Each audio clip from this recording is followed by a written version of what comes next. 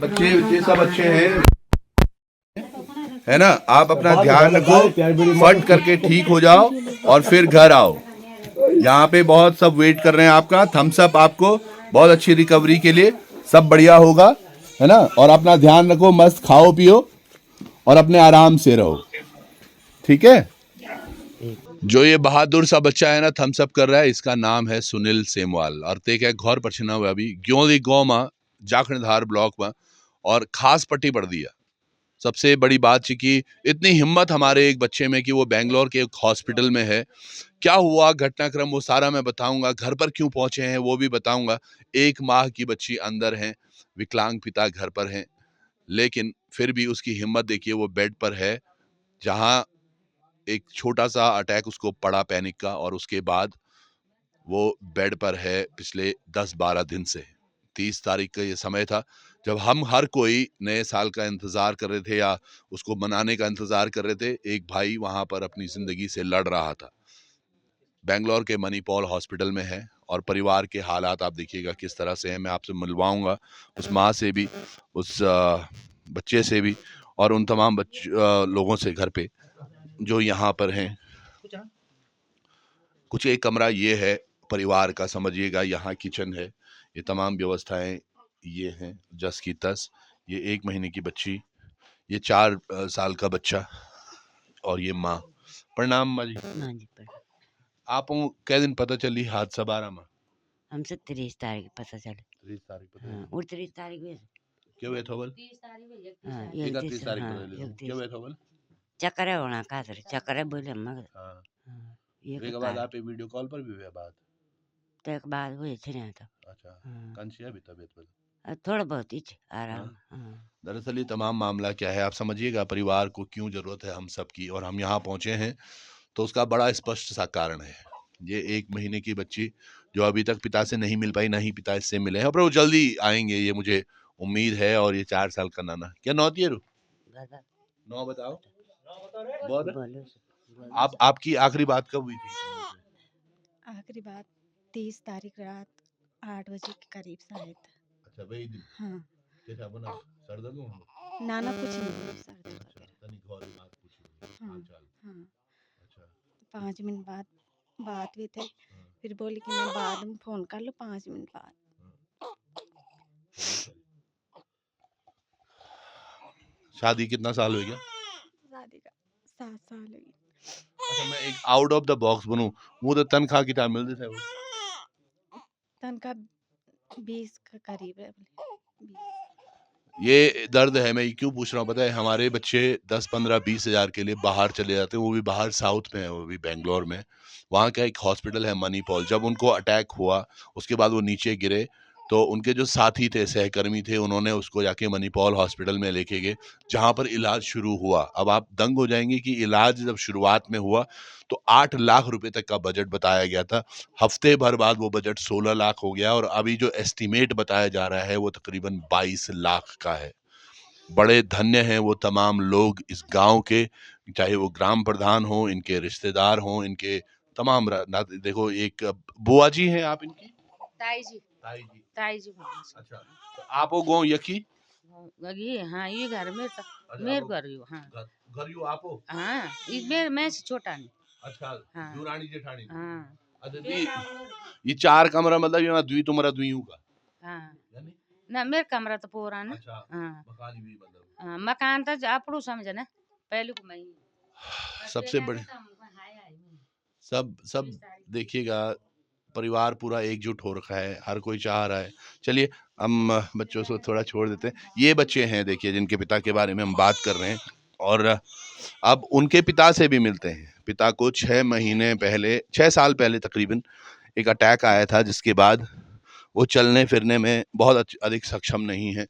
हाथ पैर उनके बहुत अच्छे से काम नहीं करते। भट्ट जी और भी हैं यहाँ पे, अंदर आ जाइएगा सर, मैं आपसे बात करता हूँ फिर। ये दूसरो कमरा ची जय माँ, बड़ा जी हम बैठे हैं, बात शायद ही कर पा रहा। नमस्कार। ये बात भी नहीं कर पाते, प्रणाम बोल रहे हैं दूर से। मुझे बिल्कुल विजय लक्ष्मी वाला फील आ रहा है अभी। विजय के लिए भी आपने बहुत मेहनत करी और आप सब लोगों ने बहुत प्रयास किए। मैं ही चाहता हूं, अब जो हम यहाँ पर आए हैं, 22 लाख की हम बात हो रही है, आप जो भी कर पाए बच्ची के लिए, चाहे वो बच्चे के लिए, चाहे वो 10 रुपए हों, 100 रुपए हों, 500 हो, 1000 हो, ना भी कर पाओ तो कम से कम शेयर तो आप कर ही सकते हैं, ताकि ये उस आदमी तक, उस व्यक्ति तक पहुंचे जो सक्षम हो। और मैं बोलता हूँ ना, ये देवभूमि के वो देवतुल्य जनता, जिसका पहला प्रहरी गांव का ग्राम प्रधान होता है, और साथ के साथ भाई भी हैं आप। थोड़ा ये नहीं भेजा भट जी, ना मैं सीमा आप से जी सर, सबसे पहले तो मैं धन्यवाद करूंगा आपके चैनल का कि आपने इस परिवार की सुध ली, आप यहाँ पे आए, इस परिवार की यथास्थिति से आप वाकिफ हुए।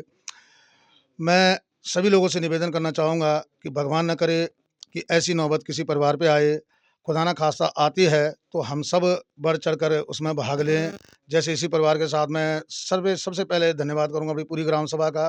प्रत्येक परिवार ने इस परिवार की मदद करने के लिए अपना हाथ आगे बढ़ाया है। जो जिसका सामर्थ्य था उस हैसियत से लोगों ने जो है इस परिवार की मदद की है। उसी मदद के बदौलत जो है आज ये लोग खड़े हैं।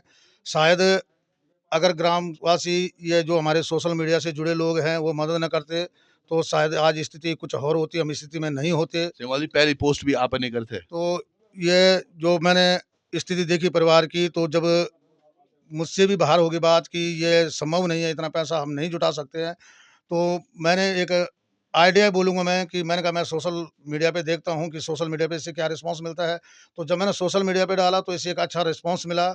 तो उसी रिस्पॉन्स की बदौलत आज जो है हम खड़े हैं, कि उम्मीद है मुझे कि जो सोशल मीडिया से हमारे साथ जुड़े लोग हैं, जो इस वीडियो को भी आगे देखेंगे, तो उनसे भी मैं निवेदन करूँगा कि यथा सामर्थ्य आप जो है इस परिवार की मदद करें। अगर आप 10 रुपए की मदद करते हैं, तो वो 10 रुपए की मदद भी आपकी जो है सिरोधार्य होगी। और मैं तहे दिल से धन्यवाद करूँगा उन सभी लोगों का जिन्होंने मदद की है और जो आगे मदद के लिए आएँगे। ये परिवार, मैं स्वयं ज़िंदगी भर उस परिवार का आभारी रहूँगा। और उन लड़कों से भी, उन पूरे उत्तराखंडियों से भी मैं निवेदन करूँगा जो गाँव से बाहर रहते हैं। ये हमारी मजबूरी है कि हमको ग्राम सभा से, उत्तराखंड से बाहर जाना पड़ता है, एक हमारी मजबूरी है, रोज़ी-रोटी के लिए हमको घर से बाहर जाना ही पड़ता है। पर आप जहाँ भी रहें, एक-दूसरे के संपर्क में रहें, ग्रुप में रहें, ताकि कभी ऐसी नौबत आ जाए तो यथाशीघ्र आप तक मदद पहुँच सके। बिल्कुल सही बात है। ये आपस में मैं हमेशा ये बोलता भी हूँ युवाओं को भी, जो बाहर हैं घर से, उनको भाई साहब थोड़ा आ जाओ। मैं ये चाहता हूँ कि हर कोई व्यक्ति अपने हिसाब से, यथास्थिति से जितना भी कर पाएँ। और देखिए ना, ये कमरे की हालत भी देखना आप, तो यूँ होता है मदद देनी ज़रूरत पड़ ली, क्या की पड़ ली। और शायद मैं ये मकान के लिए नहीं बोल रहा हूँ, आज भाई की बात है, पर आप देखिएगा किस स्थिति में ये बनाया गया होगा, कैसे मुश्किलात में ये बनाया गया होगा। अ, खर्चे की थोड़ा बात करें भट्ट जी, तो कितना खर्चा और कितना एक्सपेक्टेशन से, और अब क्या चाहिए? अभी तो जो ज्ञात हुआ था, पहले तो मैं आपके चैनल को, लोकार्पण न्यूज़ को बहुत-बहुत धन्यवाद और बधाई देता हूँ। आप हमारे घर में आए हैं, हम तक पहुँचे हैं। बहुत-बहुत धन्यवाद आपका। खर्चे की बात ये हुई थी कि जिस दिन वो लड़का तकलीफ़ हुआ था, जिस दिन उसको एक प्रकार से मैं अटैक ही बोलूँगा, तो उस दिन तो 8 लाख के करीब उन्होंने खर्चा बताया था लगभग।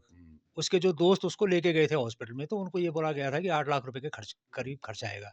लेकिन जब डॉक्टरों ने उसकी स्थिति देखी होगी, तो उन्होंने फिर 16 लाख रुपए खर्चा बताया। फिर उसके बाद अब ये ज्ञात हो रहा है कि उस पे खर्चा अभी और आ सकता है। लेकिन जो खर्चा की बात तो तब हो रही है जब, क्योंकि परिस्थिति घर की अच्छी नहीं है, इसलिए खर्चे से हम घबरा रहे हैं। लेकिन वहाँ पर हॉस्पिटल में जो इस समय बच्चे का जो रिस्पॉन्स मिला है, वो काबिल तारीफ़ है, हम ये नहीं कहेंगे। वो अभी थम्स अप भी कर रहा था, नमस्ते भी कर रहा था और बोल नहीं पा रहा, उसके गले में शायद कहीं अभी कुछ फूड पाइप डलता है, जिससे कि उसको अंदर न्यूट्रिशंस वगैरह डाले जाते हैं, बोल नहीं पा वो रहा। तमाम। पर लेकिन एक चीज़ और है सर, जो आप अभी, हम ऑफलाइन भी बात कर रहे थे, वो जो आयुष्मान कार्ड की एक बड़ी सौगात सबको दिए जाने की बात करते हैं हाँ, लोग। इसमें थोड़ा-सा परेशानी है। इसमें चाहे ये सेंट्रल गवर्नमेंट का हो, चाहे राज्य सरकार का हो, चाहे केंद्रीय सरकार का हो, या तो इसको हर हॉस्पिटल में जो है लागू होना चाहिए, या फिर अब कौन कब बीमार होता है, किसको क्या पता है मेरा आयुष्मान कार्ड कहाँ चलता है, कहाँ नहीं चलता है, उसको क्या पता होता है किसी को? इस बारे में थोड़ा-सा गाइडलाइन होनी चाहिए, सेंट्रल गवर्नमेंट की हो, चाहे स्टेट गवर्नमेंट की हो। दूसरी बात ये है कि हमारा उत्तराखंड बहुत गरीब स्थिति में है और हम लोग सारे गरीब हैं। हमारे बच्चे जो बाहर विदेशों में या इन अदर स्टेट, दूसरे स्टेट में जो काम कर रहे हैं, उनको इस बारे में जानकारी नहीं होती है। सडनली अगर ये, तो मैं तो बहुत-बहुत बधाई देता हूँ जैसे आप लोगों के चैनल को या सोशल मीडिया को, कि जो सक्रिय होते हुए ही हमें लगभग 3-4 दिन के अंदर-अंदर जो है 4-5 लाख रुपए की मदद मिल गई लोगों से। बहुत अच्छी मदद मिल रही है, ऐसी बात नहीं है। हमारे देवभूमि के बच्चे, जितने भी यहाँ के लोग हैं, बड़ा अच्छा लोगों ने रिस्पॉन्स दिया है। और और इसी बात को मानते भी हैं जितने भी लोग हैं। मैं तभी बोल रहा था देवभूमि की, तो और तमाम जनता को भी जिन्होंने परिवार को मदद की है आगे आकर।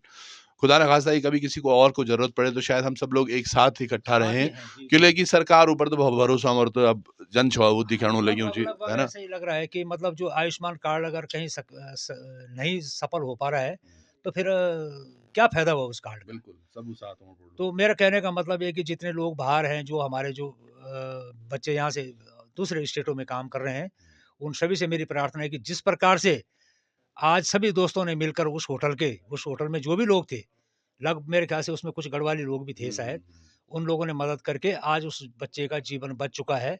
लगभग मुझे ऐसा उम्मीद है कि बच गया है नहीं, वो। हमने उसको वीडियो भी देखी है, सब लोगों ने देखी है वो वीडियो, और बात भी करेंगे उस बारे में। एक भाई साहब और हैं, पर यकीन मानिए जो तमाम चीज़ें हुई हैं ये होनी नहीं चाहिए, पर अब हुई हैं। तो ये कौन से पेपर ले रहे हैं भाई साहब? ये जो वहाँ से भाई साहब हमने एक अनुमानित जो एस्टिमेट मंगवाया था, ताकि कहीं पर जो है सरकारी फंड के लिए कहीं पर अप्लाई की जा सके। अच्छा। और जो अभी बता रहे हैं कि जो इलाज पे जो खर्चा जो हॉस्पिटल का जो उन्होंने अनुमानित जो हमें दिया है, तो ये उसका एस्टिमेट है, हॉस्पिटल का एस्टिमेट है।